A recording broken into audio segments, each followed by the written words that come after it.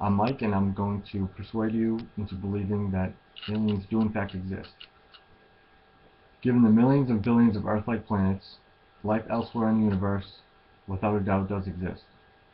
In the vastness of the universe, we are not alone. That's a quote from Albert Einstein. Yes, that Albert Einstein. One of the smartest human beings to ever live. Ever. Just saying. There are cave paintings and artifacts from our ancient ancestors that suggest extraterrestrials have existed as far back as 17,000 BC. I have a few pictures to describe that. This is a French cave painting from 13,000 BC.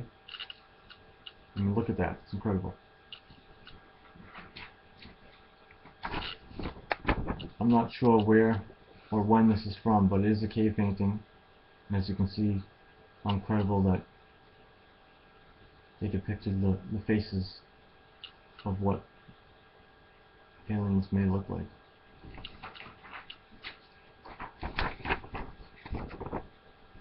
And this is a cave painting from Tanzania that is 29,000 years old. As you can see in the two boxes, it looks like there's some sort of spacecraft.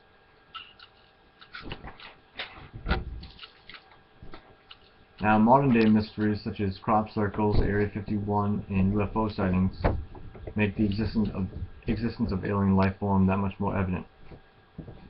Before I get into the probability of other life in the universe, I want to give a few definitions to help people grasp the magnitude of what the universe is. If you don't know what a galaxy is, or the definition of it, it is large systems of stars, dust, and gas bound together by gravitational force. They are elliptical, spiral, or irregular in shape. For instance, our Sun is a part of a spiral galaxy called the Milky Way. How many galaxies are in the universe? Best estimates say that there are more than 100,000 million. How many stars are in the universe? Well, the best estimates say that there are at least, and I'm not making this number up, 70,000 million. Which brings me to the Goldilocks zone, which is the region around a star within which planetary mass objects with sufficient atmospheric pressure can support liquid water at their surfaces. On November 4, 2013, astronomers reported, based on Kepler space mission data, that there could be as many as 40 billion Earth-sized planets orbiting in the habitable zones of Sun-like stars in just our Milky Way alone.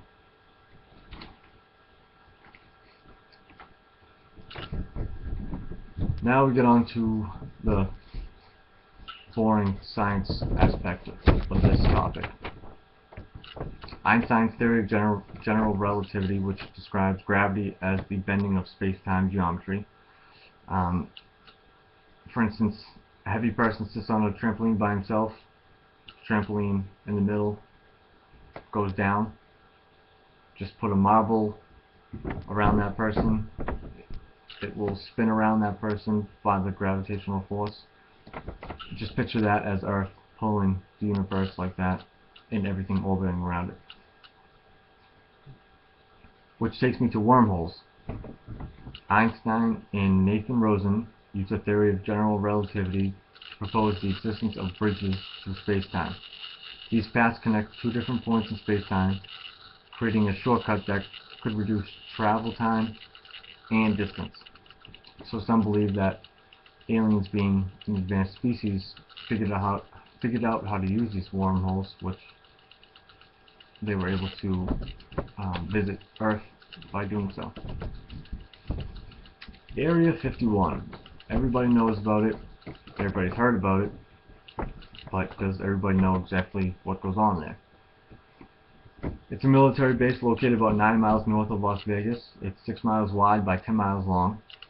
Supposedly that's where recovered alien spacecraft are being tested and reverse engineered to figure out how they work. There's a physicist by the name of Bob Lazar who is supposedly a Area 51 whistleblower He claims to have been an employee there tasked with the job of reverse engineering the alien technology that came in. Now, we've obviously all heard of UFO sightings all across the world, hundreds of them, thousands, millions of them, but the most popular and most famous is obviously the Roswell, New Mexico incident, where a farmer found what seemed to be an alien spacecraft crashed in a crop field near his farm. He immediately called military officials. They came and they covered the debris, and some say the guy actually put it in his trunk and took off with it.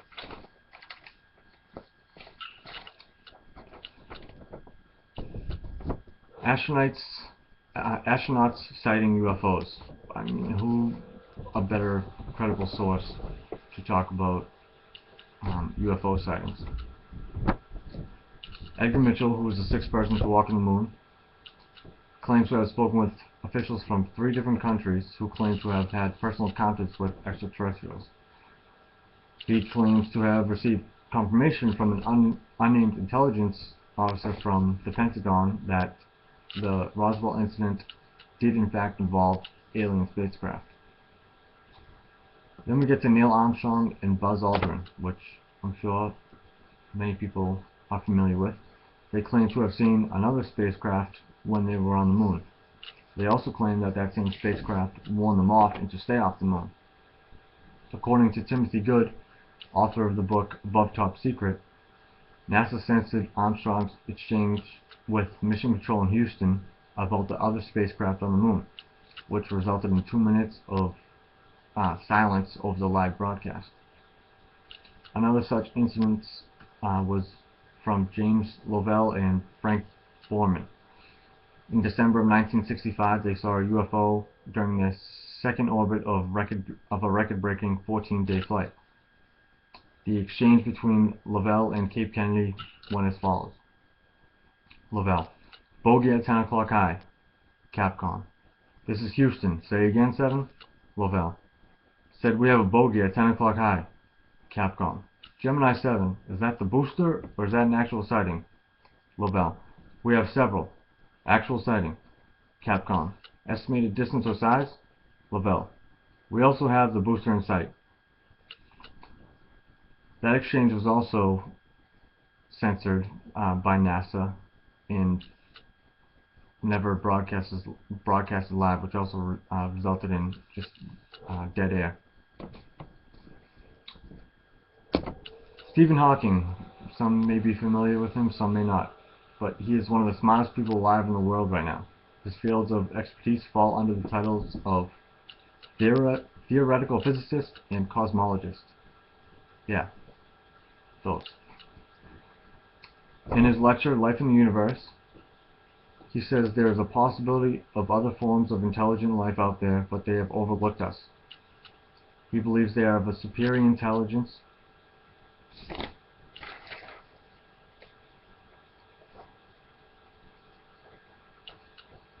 and he believes that we should develop a bit further before trying to make contact. He says, meeting a more advanced civilization at our present stage might be a bit like the original inhabitants of America meeting Columbus. I don't think they were better off for it.